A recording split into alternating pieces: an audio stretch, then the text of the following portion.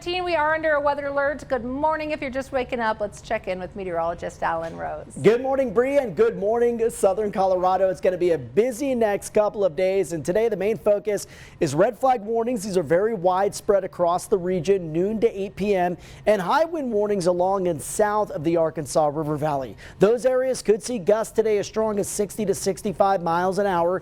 Gust in the Springs, probably closer to the lower end of that range, but the humidity values being low, the dry fuels also a threat for blowing dust and sand, poor visibility, just all equates to it just being not the greatest day to be outside, especially in some of those stronger wind prone areas. And already this morning, the wind blowing in excess of 30 to 40 miles an hour for areas around Pueblo and Walsenburg.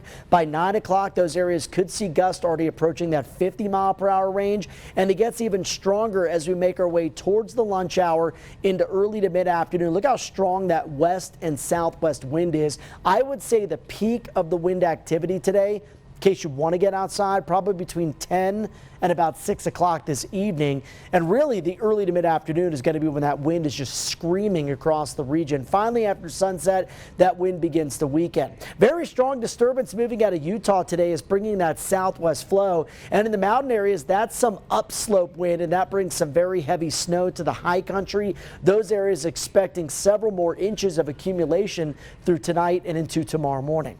Take a look at the range in temperatures this morning. 56 in Pueblo, 56 in La Junta.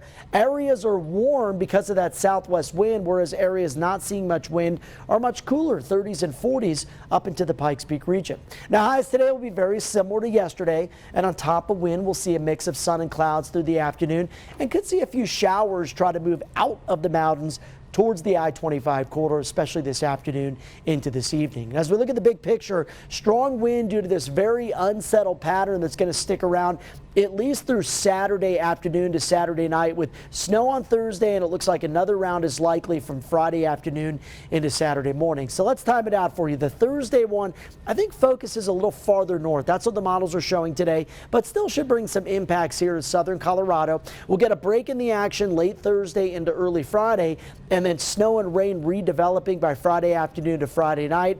That'll continue through Saturday morning and then taper off from north to south as we make our way into Saturday evening. So a very busy stretch of days ahead for us today. Mainly the wind. That's the big story. Unless you're west of I-25, some of these areas can expect to see some snow. In the Springs, I did mention at least an isolated shower today, but I think overall impacts would be very low from any incoming rain or snow. Now, Thursday to Friday, that's when we'll see that snow potential increase, especially Thursday morning to Thursday afternoon. Then that second round moves in later in the day on Friday. For Pueblo, fire danger very high today, a calmer day Wednesday, and then a very active pattern with some much needed moisture late this week. Canyon City, can't rule out isolated shower to go along with gusts to 45 miles an hour today.